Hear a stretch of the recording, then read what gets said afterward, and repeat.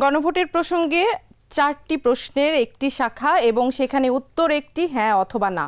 তো এই বিষয়গুলো জনগণ কিভাবে সিলেক্ট করবে? জনগণ কি এত কিছু জানে গণভোটের সম্পর্কে? সাধারণ জনগণ, তৃণমূলে যারা রয়েছে তারা কি সবকিছু জানে? হ্যাঁ, এখানে আসলে আমি আইনের ছাত্র, আইনের ভাষায় বলে যে ইগনোরেন্স ইজ নো ডিফেন্স। হ্যাঁ, এখন আপনি তো আর জনগণকে আদালতে তুলে দেন না, আদালতের কাঠগড়ায় তো নাই। তো রাজনীতিতে যখন আমরা যাই তখন আসলে মানুষকে সচেতন করা আমরা রাজনীতিবিদেরও কাজ, এবং যারা এসব পলিসি ডিসিশন নেবেন স্পেশালি এটা সরকারের কাজ যে তারা যাতে মানুষকে এটা নিয়ে সচেতন করে।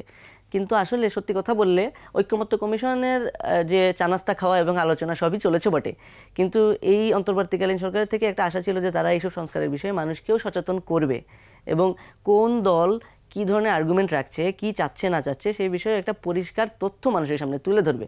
কিন্তু আমরা দেখেছি এরকম কোনো তথ্য তুলে ধরার বিষয়ে তাদের কোনো প্রয়াস কিন্তু আমরা দেখতে পাইনি।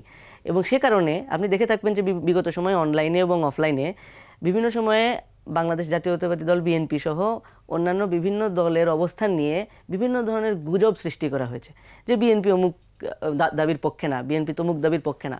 কিন্তু আসলে বেশিরভাগ সময় দেখা গেছে যে মোটা দাগে দাবির বিপক্ষে কেউই ছিল না, বরং কিভাবে এক্সিকিউট হবে, কোন ফর্মে এক্সিকিউট হবে সেটা নিয়ে অনেকেই আসলে অনেক দলই তাদের দ্বিমত জারি রেখেছে। তো এই যে দ্বিমতের সংস্কৃতি সেটাকে তো আমাদের জারি রাখতে হবে, গণতন্ত্রতে তো মত দ্বিমত থাকবেই। তো সেটাকে যদি আমরা তুড়ি মেরে উড়িয়ে দিতে চাই তাহলে আসলে এই যে বিগত পতিত ফ্যাসিবাদী শক্তি আর আমাদের মধ্যে কোনো তফাৎ থাকে না।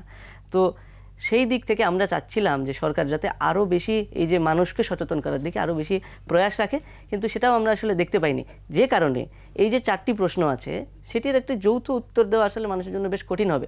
এবং একই সাথে কেউ যদি জেনেও থাকে, আপনি দেখবেন যে আমার 4টা প্রশ্নের উত্তর হ্যাঁ নাও হতে পারে, আমি 2টার জন্য হ্যাঁ বলতে পারি, আরও 2টার জন্য না বলতে পারি। এবং এই 4টা প্রশ্ন কিন্তু ভিন্ন ভিন্ন ইস্যুতে আপনি দেখবেন, ভিন্ন ভিন্ন রিফর্ম ইস্যুতে। তো সেটা আবার এক লাইনে যদি একই ইস্যুতে হতো তাহলে কিন্তু এক ছিল। তবে হ্যাঁ, এখানে ইস্যুটা একটাই যে আপনি সংস্কার মোটা দাগে চান কিনা।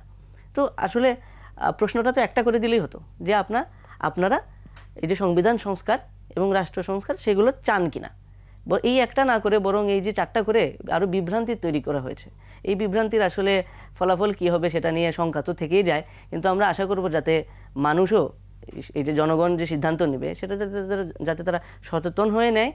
এবং রাষ্ট্র সংস্কার এবং সংবিধান এবং আইনগুলোর সংস্কার কিন্তু আসলে খুবই প্রয়োজনীয় একটা বিষয়, এবং আমরা আশা করব যাতে সেটাকে মাথায় নিয়েই তারা সিদ্ধান্ত নেয়।